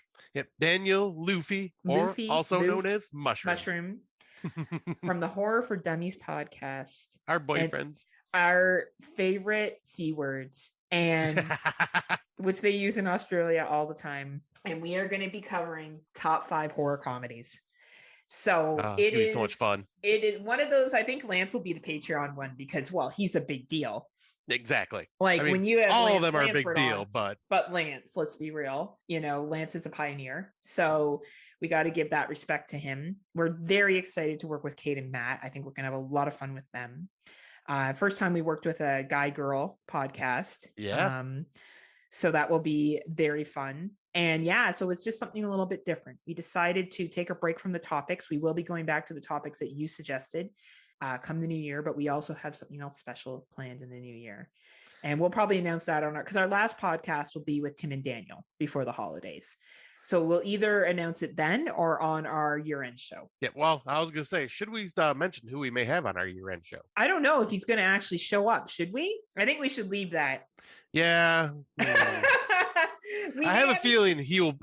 I'm 99% sure he'll be there, but yeah, we'll see. All right, well, we can announce it anyway. For our year-end show, our plan is to have the one, the only, the stud, Mr. Brandon Garlick from the Exploding Heads movie podcast, to come back in the ring again with us to do a year-end award show because he just keeps watching 2021s like a motherfucker. So yeah, he is a monster that can't be stopped. He is a monster. So basically, Scott and I will not be solo. We will be chaperoned at this point, moving on for the rest of 2021 to exit this year. We are so excited to have these great podcasters come on with us and really great people.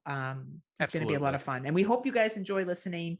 We hope you enjoy this little break from the topics and listening to some other great podcasters. And hopefully you start listening to their shows too.